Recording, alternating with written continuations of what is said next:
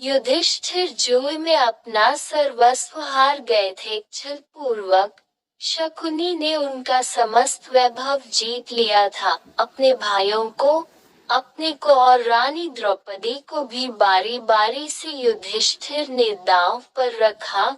जुआरी की दुराशा उसे बुरी तरह ठगती रहती है। कदाचित अब की बार सफलता मिले, किंतु युधिष्ठिर प्रत्येक दांव हारते गए। जब वे द्रौपदी को भी हार गए, तब दुर्योधन ने अपने छोटे भाई दुशासन के द्वारा द्रौपदी को उस भरी सभा में पकड़ मंगवाया।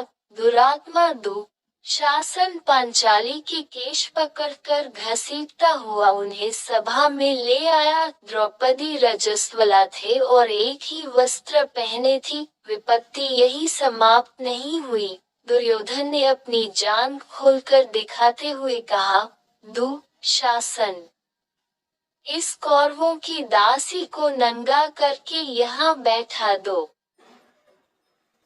सभा भरी थी। वहां धृतराष्ट्र थे, पितामह थे, द्रोणाचार्य थे, सैकड़ों सभासद थे, वयोवृद्ध विद्वान थे, शूरवीर थे और सम्मानित पुरुष भी थे। ऐसे लोगों के मध्य पांडवों की वह महारानी, जिसके केश राजसूय के अभूत स्नान के समय सिंचित हुए थे, जो कुछ सप्ताह पूर्व ही चक्रवर्ती सम्राट के साथ साम्राज्य के रूप में समस्त नरेशों द्वारा वंदित हुई थी, रजस्वला होने की स्थिति में केश पकड़कर घसीट लाई गई और अब उसे नग्न करने का आदेश दिया जा रहा है।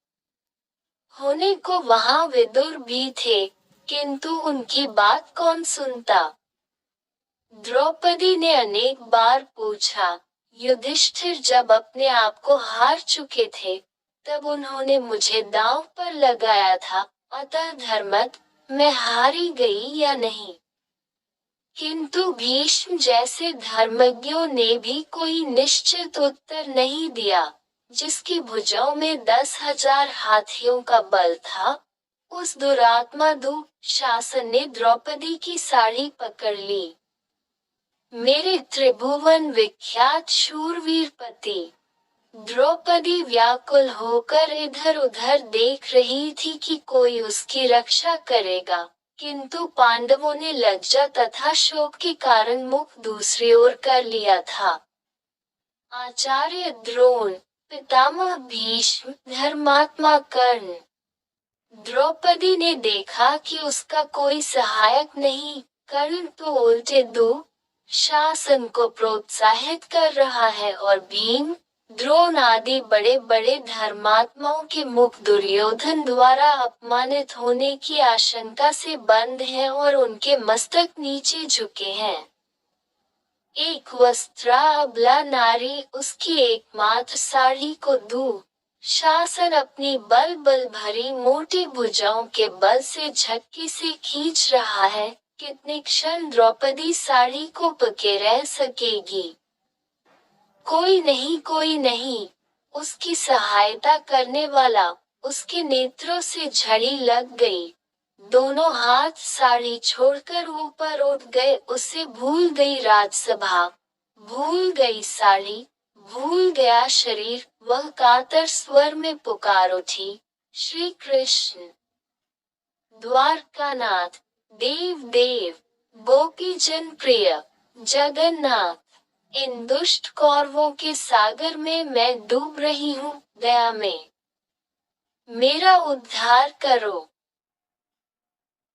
द्रौपदी पुकारने लगी, पुकारती रही उस आर्तनाशन असहाय के सहायक करुणार्णव को। उसे पता नहीं था कि क्या हुआ या हो रहा है। सभा में कोलाहल होने लगा। लोग आश्चर्यचकित रह गए। दुशासन पूरी शक्ति से द्रौपदी की साड़ी खींच रहा था। वह हौंफने लगा था। थक गई थी। 10 सहस्त्र हाथियों का बल रखने वाली उसकी भुजाएं। द्रौपदी की साड़ी से रंग बिरंगे वस्त्रों का अंबार निकलता जा रहा था। वह 10 हाथ की साड़ी पांचाली के शरीर से तनिक भी हट नहीं रही थी। वह तो अनंत हो चुकी थी। दया में द्वारकानाथ रजस्वला नारी के उस अपवित्र वस्त्र में ही प्रविष्ट हो गए थे। आज उन्होंने वस्त्रावतार धारण कर लिया था और अब उनके अनंता का और छोर कोई कैसे पा सकता था। विदुर, यह कोलाहल कैसा है? अंधे राजा धृतराष्ट्र ने घबराकर पूछा। महात्मा विदुर ने बताया, दुःशासन द्रौपदी की साड़ी खींचते खींचते थक चुका है। वस्त्रों का ढेर लग गया है। आश्चर्यचकित सभासदों का ये कोलाहल है। साथ ही आपकी यज्ञशाल में श्रृंगार घुस आए हैं और रो रहे हैं। दूसरे भी बहुत से अपशकुन हो रहे हैं। द्रौपदी सर्वेश्वर श्री कृष्ण को पुकारने में तन्मय हो रही है।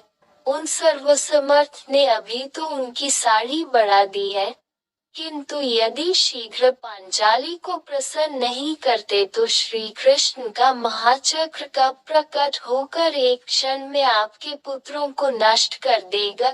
यह कोई नहीं कह सकता। आपके सभासद तो भय व्याकुल होकर कोलाहल करते हुए दुर्योधन की जो निंदा कर रहे हैं, उसे आप सुन ही रहे हैं। धृतराष्ट्र को भय लगा। उन्होंने दुर्योधन का फटकारा। दुःशासन